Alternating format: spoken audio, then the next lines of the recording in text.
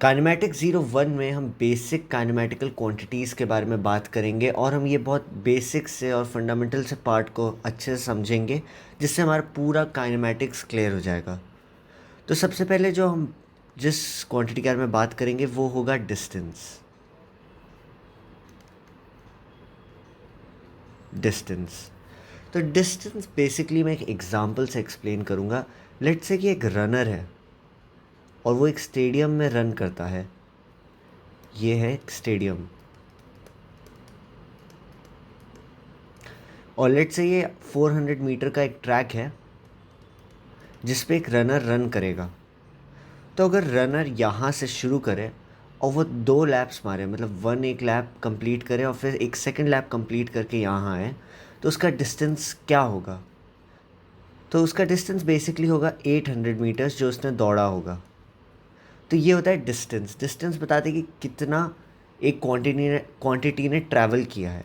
Distance को आप path की तरह भी याद रख सकते हैं कि डिस्टेंस बताता है पाथ क्या था किसी भी एक ऑब्जेक्ट का। नेक्स्ट जो हम क्वांटिटी के बारे में समझेंगे वो होगा डिस्प्लेसमेंट। डिस्प्लेसमेंट डिस्प्लेसमेंट और डिस्टेंस में एक छोटा सा की अंतर है जो दोनों को एकदम अलग कॉन्सेप्ट्स बना देता है। तो लेट से वापस से हमारे पास 400 मीटर का एक ट्रैक है और एक रनर यहाँ से शुरू करता है और ये 2 लैप्स कंप्लीट करके वापस अपनी स्टार्टिंग पोजीशन पे आ जाता है। इस केस में इसका डिस्प्लेसमेंट होगा 0 मीटर्स।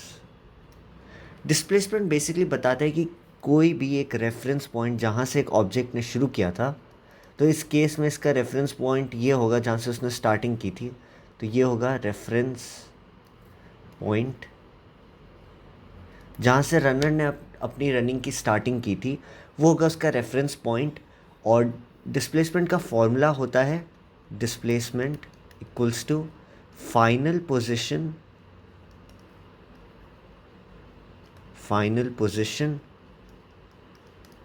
Minus reference position.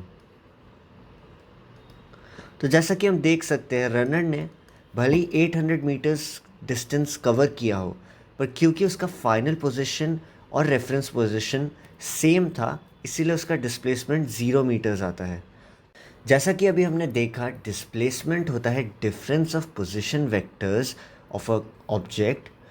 तो ये और इसमें एक मैग्नीट्यूड भी होता है, इसलिए वेक्टर क्वांटिटी होती है।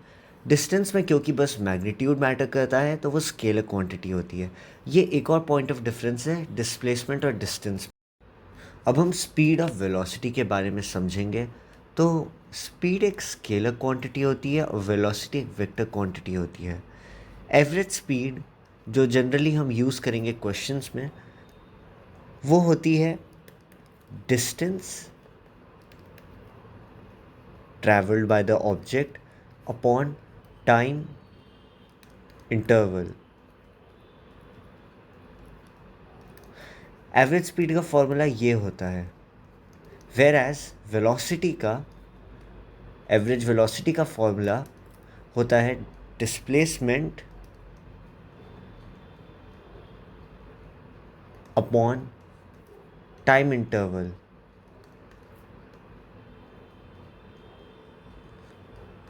ये बेसिक से ही फॉर्मूले होते हैं और इन पे कई क्वेश्चंस आते हैं जो हम काइनेमैटिक्स 02 में प्रैक्टिस करेंगे।